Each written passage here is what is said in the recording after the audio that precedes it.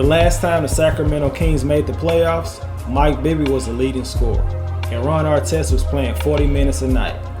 That year was 2006, which makes it 15 consecutive years that this team has missed the playoffs. That actually ties the NBA record with the LA Clippers. The next closest current playoff drought is the Charlotte Hornets with 5 straight years. When you have a league where 16 out of 30 teams make the playoffs every year, you would think that any team can get lucky and sneak into the postseason in that time span. Since 2006, the Kings have never won over 39 games. This is the same franchise that at one point was one of the best teams in the league in the early 2000s. They were a lock to win 50-plus games every year. From 2000 to 2004, they never won fewer than 55 games. Last season, the Kings were mediocre at best. They went 31-41 for the second consecutive season. In the 2 years since replacing Dave Yeager, head coach Luke Walton has seen his team get off to good starts almost every year. But like always, this team eventually reverts back to their old ways, being inconsistent. The main issue has been a lack of defense. The Kings couldn't stop a nosebleed last season. They ranked dead last in defense. In terms of opponents' points per game, they ranked 28th. In opponents' field goal percentage, they were 30th. And in opponents' three-point percentage, they were 26th. Defense and three-point shooting were the two reasons why the Kings brought in Coach Luke Walton back in 2019, almost as soon as he was let go by the Lakers. He has not come close to delivering on either since he took the job 2 years ago. He took over a team that ranked 21st in defensive efficiency in 2018-19 before he arrived. They only got marginally better the season after, when they were 19th.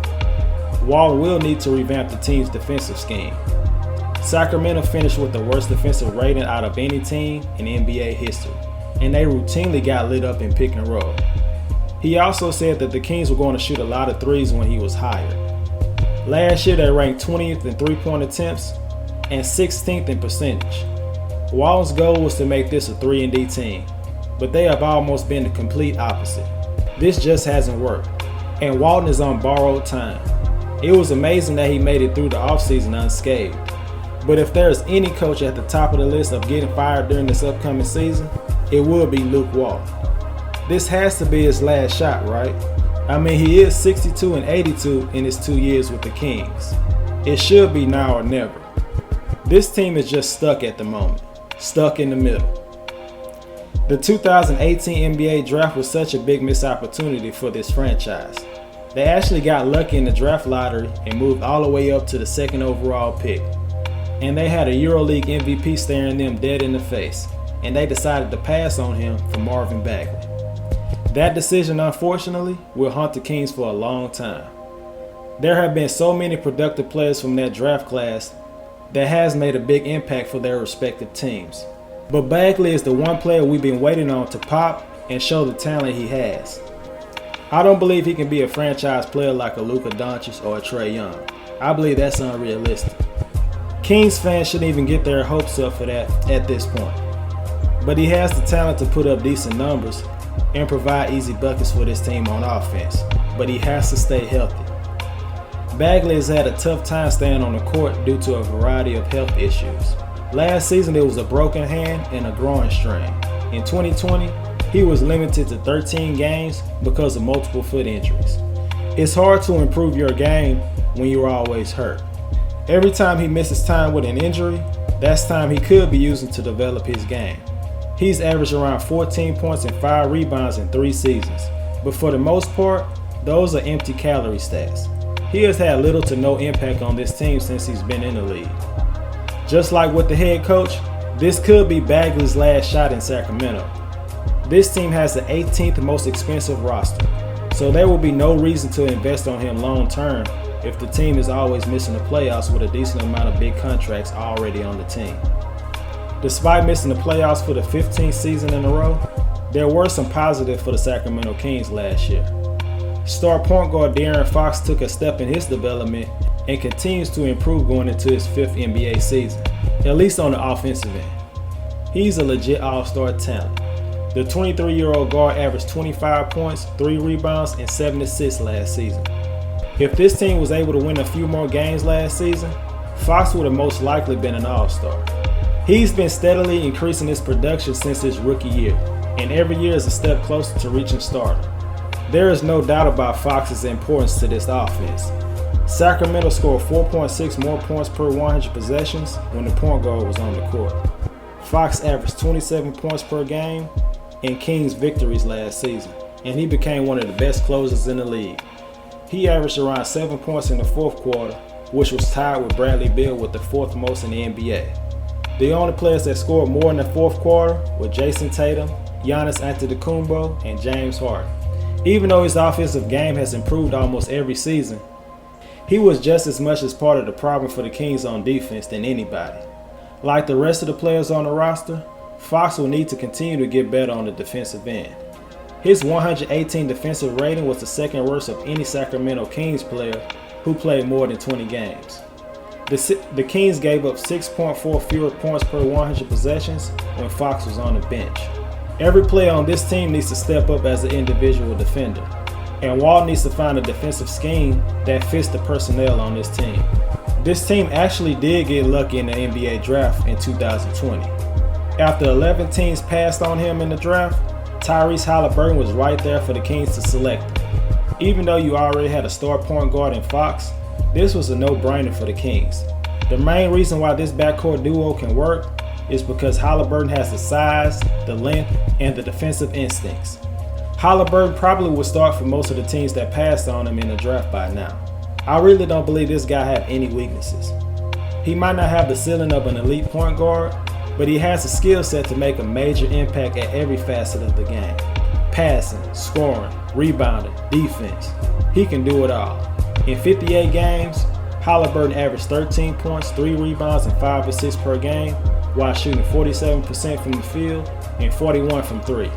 He came off the bench for much of the season last year and was able to lead the second unit on offense. But Walton did have Fox and Haliburton playing alongside each other from time to time. His success with Fox on the court paved the way for him to start 20 games last season. I still expect Buddy Hield to start in the backcourt at the start of the season, but eventually I believe having Haliburton starting is the best move going forward because of his defense. Buddy Hield can light it up better than anybody in the league, but his defense is average at best. Hield and Harrison Barnes are solid players, but it seems they should make more of a positive impact on this team than they have shown. Maybe being the second and third best players on the team isn't the role they should be in. Sometimes the player is only as good as the players around them. Some players can give more of an impact if they're playing around great players.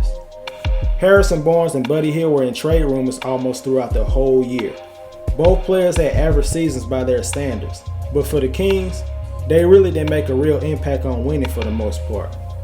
The Kings couldn't get a deal done by the trade deadline last season and this offseason. As a matter of fact, this team really didn't make any significant changes to their roster from last season. The biggest one was their first round pick, Davion Mitchell, aka Off Night. Honestly, it was shocking to see the Kings draft another point guard in the lottery, but there's no doubt that Mitchell was the best perimeter defensive player coming out of the draft. The potential for Davion Mitchell to develop into a top defensive player in this league is extremely high. If his summer league success can translate into wins for the Sacramento Kings in the regular season, there's no doubt that he'll be on the all-rookie team. The reigning Naismith Defensive Player of the Year and NCAA champion will bring a much-needed defensive presence to this team and will join a backcourt with 2 other good point guards. It'll be exciting to see how his defensive game translates to the NBA as the Kings look to establish a defensive identity after the year they had last season. I don't know how good a 3-guard lineup of Haliburton, Fox, and Mitchell could be, but it sure looks like Luke Walton will try that out this upcoming season. The Kings were able to re-sign one of the most impactful players on the team last year in Richaun Holmes. He was the best defensive player on this team last year, and he was the only legit big man they had on the roster that made an impact. For a second straight season, Holmes posted career numbers across the board. While his game is unconventional, his impact on the court is tremendous. Some people will call it a baby jump hook or a push shot. Whatever you want to call it, his ability to score in the paint over bigger opponents is impressive. He finished second in the league in field goal percentage, with most of his shots coming around the rim. He's one of the better pick and roll finishers that you'll find in this league, and despite being undersized for a 5, he rarely gets his shot blocked. He's one of the most athletic guys at his position. And he was rewarded this past offseason as him and the Kings reached an agreement on a fully guaranteed 4-year, $55 million contract. The offense really wasn't a problem for this team last season. This team was amazing in transition. Their 1.21 points per transition possession was number 1 in the league, and their transition score frequency was also number 1. They were just outside the top 10 in points per game and offensive rating. But the elephant in the room is their horrible defense.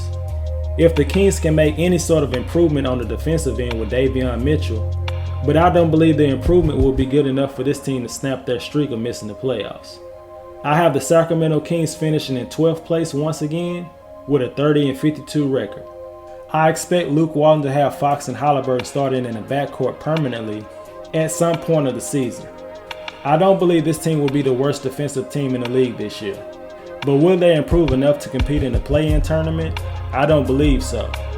They will continue to be good on the offensive end, but they will be held back because of their defense. By the end of the season, I fully expect the organization to move on from Luke Walton. It just hasn't worked at all, and a different voice for this team is badly needed, but it may be a year too late.